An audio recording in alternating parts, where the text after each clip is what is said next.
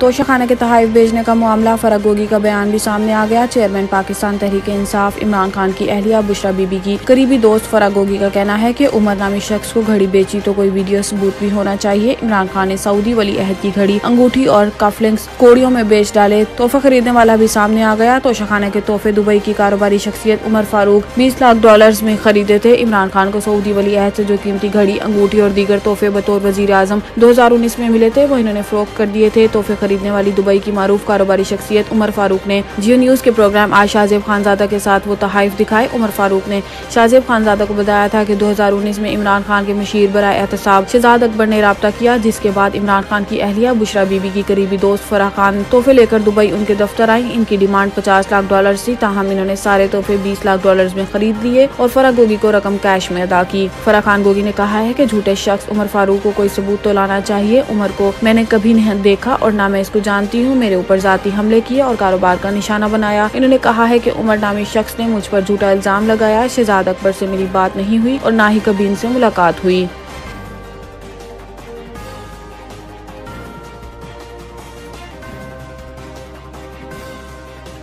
तोशाखाना तोहफे पर उमर फारूक के दावों के बाद अहम सवालात उठा दिए। पहला सवाल ये उठाया गया है कि बुशरा बीबी की दोस्त फराह गोगी के जरिए इमरान खान ने क्यों इन तोहफे को 20 लाख डॉलर कैश में बेचा। दूसरा सवाल ये उठाया गया है कि इमरान खान ने ये तोहफे उमर फारूक ज़हूर को नहीं बेचे तो ये उनके पास कैसे पहुंचे। तोहफे उमर फारूक ज़हूर को नहीं बेचे गए तो किसको बेचे गए। तीसरा सवाल ये पूछा गया है कि तोहफे बेचकर पैसे वापस पाकिस्तान लाए गए तो बैंकिंग ट्रांजेक्शन कहाँ है, नहीं लाए गए तो इतनी बड़ी रकम कहाँ गई। चौथा सवाल ये उठाया गया है कि 28 करोड़ रुपए में तोहफे बेचकर महज 5 करोड़ 80 लाख रुपए की फरोख्त क्यों दिखाई गई। क्या टैक्स बचाने के लिए ऐसा किया गया, मनी ट्रायल छुपाने के लिए ऐसा किया गया। पांचवा सवाल ये है कि अप्रैल 2019 में अगर इन तोहफे की कीमत 1 अरब 70 करोड़ रुपए थी तो महज 2 करोड़ 12 लाख रुपए की अदायगी करके कौमी खजाने को 1 अरब 68 करोड़ रुपए का नुकसान क्यों पहुँचाया गया।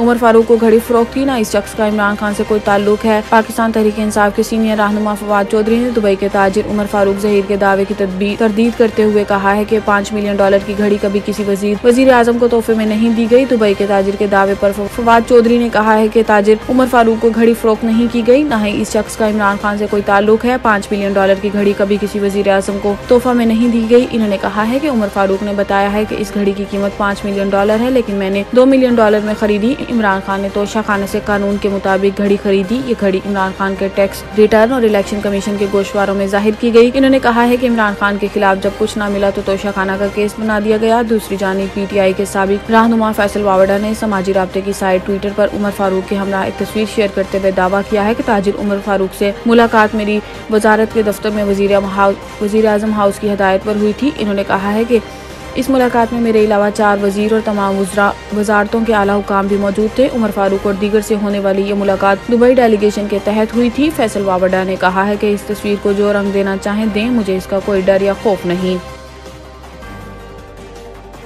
अरशद शरीफ को गोलियां लगने के कई घंटे बाद मुर्दा हालत में अस्पताल ले जाया गया। नई तफसीलात सामने आ गई। अमरीकी नशरियाती इदारे की रिपोर्ट के मुताबिक सीनियर सहाफ़ी अरशद शरीफ को गोलियां लगने के बाद फौरी अस्पताल नहीं ले जाया गया। इन्हें कई घंटों बाद मुर्दा हालत में अस्पताल पहुंचाया गया। अरशद शरीफ को फौरी तिब्बी इमदाद मिलनी चाहिए थी। लगता है काफी वक्त जाया हुआ। अमरीकी न्यूज चैनल CNN ने भी कीनिया की पुलिस की तहकीकात में झोल का इंकशाफ करते हुए कहा है कि कीनिया पुलिस के बयानात में रब्त नहीं। CNN को इंटरव्यू में अरशद शरीफ की वालदा ने पाकिस्तानी हुकूमत पर अदम एतमाद का इजहार किया। अमरीकी मीडिया से गुफ्तगू करते हुए अरशद शरीफ की बेवा जवेरिया सिद्दीकी ने कहा है कि इनके शोहर ने बताया था कि वो कहीं छुपे हुए हैं, वो महफूज नहीं और इन्हें कत्ल किया जा सकता है। जवेरिया सिद्दीकी ने कहा है कि पाकिस्तान और कीनिया में इंसाफ मिलना मुमकिन नहीं। कीनिया की सहाफ़ी नगीना करौरी ने कहा है कि कीनिया पुलिस की तहकीकात तजादात से भरी हुई हैं। इन्होंने तवक्को जाहिर की है कि Pakistani fact finding team Arshad Sharif के कत्ल की मुहरिकात तलाश कर लेगी। अमरीकी सहाफ़ी के मुताबिक इन्होंने पाकिस्तान और कीनिया में अरशद शरीफ की पोस्टमार्टम रिपोर्ट भी हासिल की है। रिपोर्ट के मुताबिक वकार और जमशेद के मुताबिक टुंगा फार्म हाउस से क्राइम सीन मगादी रोड पर 20-25 किलोमीटर दूर है। खुरम ने अपने बयान में बताया है कि जब वकार को कॉल की तो वकार एमोडिम पर थे। अमरीकी नशरियाती इदारे के मुताबिक वकार ने खुरम से कहा है कि टुंगा फार्म हाउस पर गाड़ी लेकर जाओ। खुरम ने बताया है कि वो यहाँ क्राइम सीन पर आए,